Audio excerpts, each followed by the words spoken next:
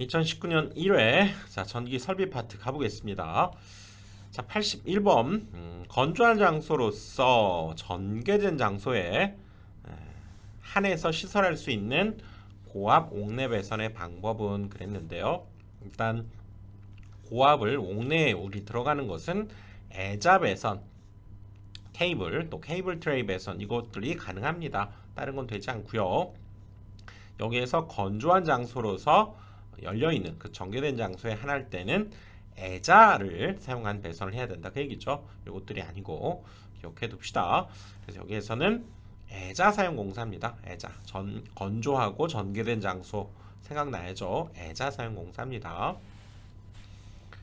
82번 154 투투나인용 변전소에 변압기에 반드시 시설하지 않아도 되는 계측기는 그래서 뭐 전에도 많이 나왔지만 사실 전압, 전류, 온도 이런 건 되지만 역률, 뭐 주파수계 이런 것들은 반드시 해야만 되는 건 아니다 그랬었죠. 여기에서는 역률계가 답이 되는 거죠.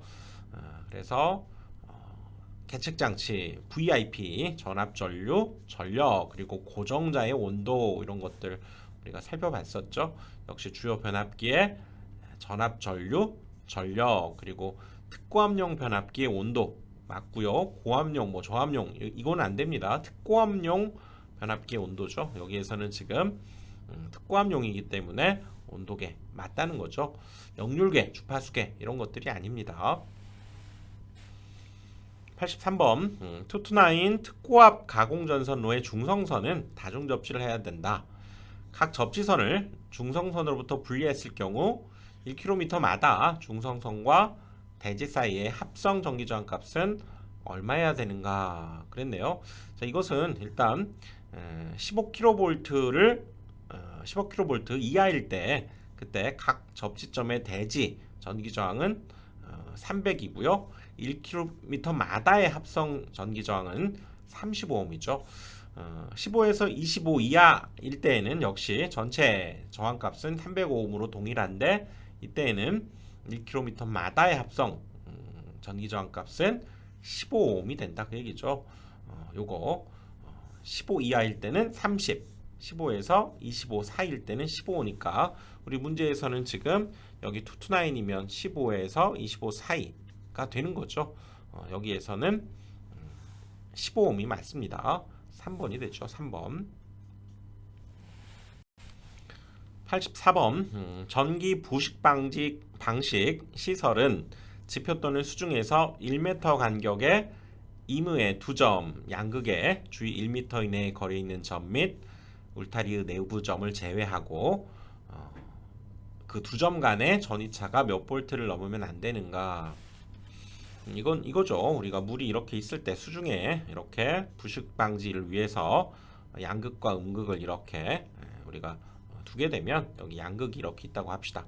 그럼 여기에서부터 이 양극으로부터 반경 1m 이내 여기에서는 전위차가 10볼트를 넘으면 안 되지만 요걸 제외한 이무에 그쵸 어떤 두 점을 이렇게 잡아서 1m 사이에 두 점을 잡아서 이 둘 사이에 전위차는 5볼트를 넘으면 안 되죠.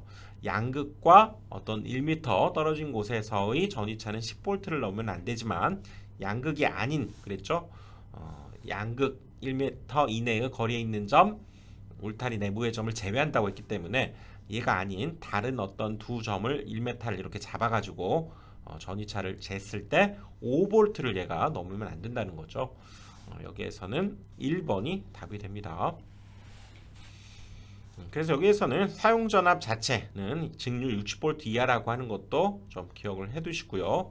지중해 매설한다면 0.75m 이렇게 되고 아까 봤던 대로 양극과 1m 이내에 있을 때에는 10V를 넘지 않고요. 수중에 임의의 어떤 두 점 간의 전위차는 5V를 넘지 않아야 된다 그 얘기죠.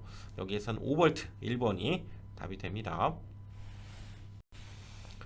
85번 고압 가공전선이 가공 약전류 전선 등과 접근하는 경우에 고압 가공전선과 가공 약전류 전선 사이의 이격거리는 몇 미터 이상이 되어야 되는가 그랬죠. 일단 고압과 가공 약전류 전선 둘 사이 관계 한번 살펴보면요. 요거 하나 딱 기억하고 갑시다.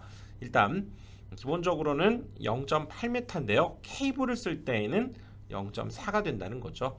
고압 전선과 고압 가공 전선과 가공 약전류 전선 사이 이격거리 고압일 때는 0.8, 케이블을 쓴다면 반절로 줄어든다 그 얘기죠. 이거 기억합시다. 여기에서는 전선이 케이블인 경우라고 알려줬기 때문에 0.8이 아닌 0.4라고 해야 된다 그 얘기죠. 고압일 때 0.4. 86번 가공전선로의 지지물에 지선을 시설하는 기준으로 옳은 것은 지선 굉장히 잘 나오죠. 지선 다시 한번 살펴보면요. 철탑은 지선을 사용해서 강도를 분담시켜서는 안 된다고 그랬죠. 그리고 안전율은 2.5, 2.5입니다. 2.5. 두 번째 소선의 지름은 2.6. 세 번째 소선의 가닥수 3가닥. 네 번째 그러니까 4.31 허용 인장 하중이죠. 4월 31일입니다. 지선이 누나 생일은 4월 31일. 다섯 번째 도로 횡단 시의 높이 5m가 되는 거죠. 다섯 번째 5. 그리고 지표상 30cm까지는 내식성 있는 것 또는 아연 동급을 한 철봉을 써야 된다. 그랬었죠. 자, 그래서 문제로 가면 옳은 거. 자, 소선의 지름 2.6에 안전율 2.5여야 되고요. 인장하중 4월 31일. 지선이 누나 생일입니다. 자, 4번이 답이 되는 거죠. 87번 시가지 등에서 특고압 가공전선로를 시설하는 경우 특고압 가공전선로용 지지물로 사용할 수 없는 것은 자 시가지의 특고압이거든요. 여러분들 시가지에서 못 본 거 혹시 있죠? 목주 보신 분이 있습니까? 잘 못 봤죠. 이거는 주는 문제라고 할 수 있네요. 철탑, 철주, 철근 콘크리트주 이런 건 되지만 목주를 사용하지는 않죠. 그치? A종, B종, 철주, 콘크리트주, 그 다음에 철탑 이런 것들은 가능하죠.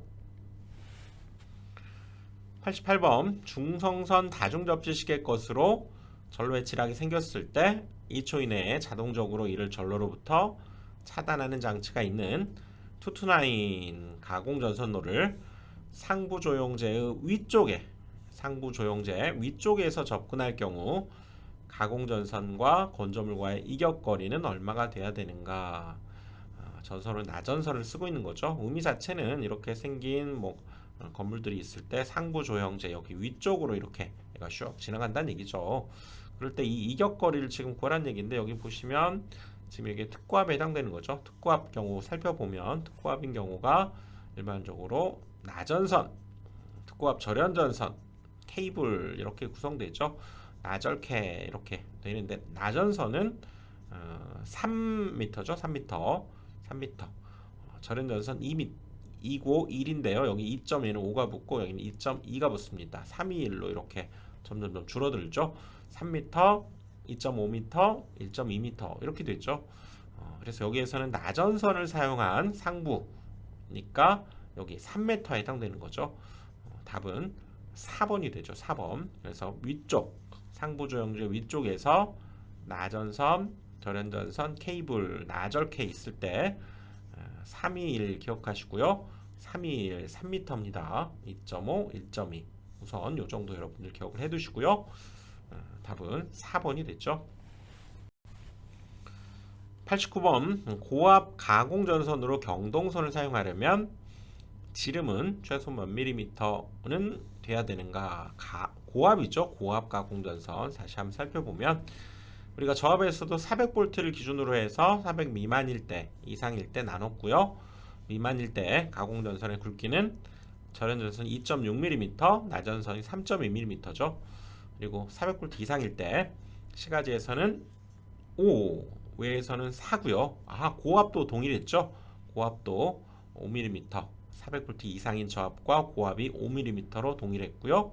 시가지 외에서는 4mm, 고압은 25스퀘어였죠. 그러니까 여기에서 물은 것은 지금 여기 고압을 물었기 때문에 고압 5mm가 되는 거죠. 가공전선의 굵기 5mm가 답입니다. 90번 케이블을 지지하기 위해서 사용하는 금속재 케이블 트레이의 종류가 아닌 것을 물었네요. 자, 케이블 트레이 한번 가봅니다. 이렇게 생겼죠. 그래서 이 케이블 트레이 종류에는 사다리형, 펀칭형, 메쉬형, 바닥이 밀폐되어 있는 형태가 있고요. 전선은 연피 케이블, 알루미늄 피 케이블 이런 것들의 난연성 케이블을 써야 되고요. 안전율 1.5 이상이었죠. 이거 기억을 해야 되는데 일단 여기선 케이블 트레이 종류를 물었기 때문에 가보시면 사다리 펀칭, 바닥 밀폐형은 있는데 통풍 밀폐형은 말도 안 되죠. 이거는 통풍이 되는데 밀폐가 된다. 그렇죠? 이거는 말 자체에 모순이 들어있는 이런 이름도 없지만 딱 봐도 알 수 있네요. 2번이 답이죠. 91번은 삭제된 문제고요. 92번 발전소 변전소 이에 준하는 곳에 특고압 전로에는 그에 보기 쉬운 곳에 어떤 표시를 반드시 해야 되는가. 이 특고압 전로에서 발전소 변전소 이렇게 세 개의 상이 있을 때 이 표시를 꼭 해두자는 거죠. L1, L2, L3 이런 상별 표시를 반드시 해줘야 된다 그 얘기죠. 발변전소 이에 준하는 특고압 전로에는 그에 보기 쉬운 곳에 상별 표시, 그렇죠? L1, L2, L3를 구별해서 표시해 줘야 된다 그 얘기죠. 또 그 접속 상태를 모의 모선 형태로 표시해 줘야 되는데 간단한 형태, 뭐 회선수가 2회선 이하이거나 특고압 모선이 단일 모선일 때는 뭐 생략할 수도 있다는 거죠. 그 접속 상태를 모의 모선을 사용해서 설치하고 표시하고, 자 기본적으로는 상별 표시를 해야 된다는 거죠. 2번이 답입니다. 93번 전력보안 통신용 전화 설비를 시설해야 하는 곳은, 자 여기 보시면요, 자 4개 중에서 자 모른다고 가정하고도 한번 골라봅시다. 이 이상의 발전소 상호간, 원격 감시가 되는 변전소, 원격 감시가 되는 급전소, 원격 감시 제어가 되지 않는 발전소, 전화설비, 원격 제어가 다 되는 데다가 전화설비 놓을 필요 없죠. 원격 감시가 되지 않는 발전소, 서로 전화 설비를 주고 받아야죠. 4번이 답입니다. 원격 감시 제어가 안 되니까 전화라도 달아야죠. 그렇게 기억하시고요. 또 문제 속에서 이 발전소 간이라고 이렇게 주어지면 그거는 답이라고 하면 안 됩니다. 발전소입니다. 발전소. 발전소에다가 전화 설비를 놔야죠. 그 사이다 두면 되겠습니까? 그렇죠? 그래서 4번이 답이 되고요. 그렇죠? 원격 감시 제어가 되지 않는 발전소, 또 원격 감시 제어가 되지 않는 변전소, 개폐소 이런 데다가 둬야 된다 그 얘기죠. 94번 6.6kV 지중전선로의 케이블을 직류 전원으로 절연 내력 시험을 하자면 시험 전압은 직류 몇 볼트가 되는가? 직류일 때는 우리가 알고 있던 전압에 곱하기 얼마? 2배를 해주는 거죠. 교류일 때. 그럼 교류일 때는 얼마였습니까? 포인트. 우리 이런 절연 내력 시험의 포인트 7kV 이하일 때 1.5배를 하고요. 7kV 넘어가서게 되면 1.25배였죠. 그리고 다중접지 나오면 다구리 0.92, 그 다음에 비접지 B가 역시 125억짜리 빌딩 얘랑 똑같았죠. 그리고 직접 접지 방식은 1.1배가 되는 거죠. 1.1배. 그리고 170kV 역시 이하일 때가 0.72배였고요. 170kV를 초과할 땐 0.64배 이거였죠. 자, 6.6kV 이거 여러분들 기억한 뒤에 6.6kV는 어디에 해당됩니까? 7보다는 작은 거죠. 요거는 요거 1.5배를 해주면 되는 거죠. 그래서 6600에다가 여기 1.5를 곱하고요. 끝나면 안 되죠. 직류일 때는 다시 그거에 2배를 해야 된다 그 얘기죠. 이거 계산기로 두드려 보니까 19,800이 나오네요. 여기까지만 해서 딱 다른 걸 찍으면 안 되죠. 직류일 때는 2배 해줘야 됩니다. 직류 2배의 직류 전압으로 해야 된다는 거죠. 95번 전기 부식 방지 시설을 할 때 전기 부식 방지용 전원장치로부터 양극 및 피방식제까지의 전로의 사용 전압은 직류 몇 볼트 이하를 써야 되는가? 이 전기 부식 방지 아까도 한번 살펴봤는데요. 일단 기본적으로 사용 전압은 직류 60볼트 이하여야 된다는 거죠. 그리고 아까 본 대로 양극 이렇게 수중을 통해서 양극이 존재한다고 하면 여기 얘를 통해서 1m 이내에 있는 이때의 전위차는 10V를 넘지 않고요. 얘가 아닌 그냥 임의의 어떤 두 점에서의 전위차는 5V를 넘지 않아야 된다. 그랬었죠. 그래서 여기에서는 직류 60V 이하의 것을 써야 된다. 그 얘기죠. 직류 60V 이하의 것을 써야 된다. 3번이 답이죠. 3번 60V. 99번 고압 가공전선 상호 간 접근 또는 교차해서 시설되는 경우 고압 가공전선 상호 간의 이격거리는 어떻게 되는가? 고압 상호, 그렇죠? 고압 가공전선 상호 간의 이격거리는 얘는 지금 케이블이 아니라고 했죠? 케이블이 아닐 때에는 0.8m가 되고요. 케이블일 때가 0 반절로 줄어듭니다. 0.4m가 되죠. 이렇게 고압 가공전선 케이블이 아닌 거일 때는 0.8, 케이블일 때는 반절로 줄어들어서 0.4니까요. 여기에서는 케이블이 모두 아니라고 했기 때문에 0.8을 써줘야 되죠. 고압 가공전선 상호 간의 이격거리는 0.8입니다. 케이블인 경우는 0.4로 줄게 되고요. 4번이 답이죠. 100번 과전류 차단기로 시설하는 퓨즈 중에서 고압 전로에 사용되는 비포장 퓨즈는 전격 전류의 몇 배의 전류에 견뎌야 되는가? 자, 이거 포장 비포장 있었죠? 자, 포장 비포장 있을 때 일단 견뎌야 되는 거죠. 불용단 녹지 않아야 되는 것은 포장은 1.3배, 비포장은 1.25배가 되고요. 또 용단되는 것은 포장인 경우에는 2배의 전류로 120분, 비포장일 때는 2배의 전류로 2분 안에 녹아내려서 즉 잘려져야 된다 그 얘기죠. 차단해야 된다 그 얘기지.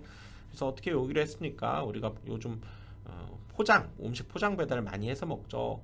비포장 직접 가서 먹을 때는 빨리 먹을 수 있잖아요. 바로 라면 시키면 2분 만에 먹을 수 있지만 포장을 해오려면 차 타고 가야지, 거기서 또 시켜야지 해서 뭐 하면 막 가져와서 집에까지 가져와서 먹으려면 2시간 120분이나 걸립니다. 포장될 때는 120분, 비포장 가서 바로 먹을 때는 2분이면 바로 나오는데, 그렇죠? 그래서 여기에서는 그렇게 된다는 거죠. 여기 전격 전류의 1.25배, 3배, 얘보다는 조금 더 크다는 거죠, 값이. 그래서 여기에서는 지금 비포장이니까 비포장 퓨즈 전격 전류의 몇 배의 전류에 건디냐? 1.25배죠. 2번이 답이죠. 자, 이렇게 해서 지금 100번까지 살펴봤고요. 여러분들 다음 강의에서 또 이어가겠습니다.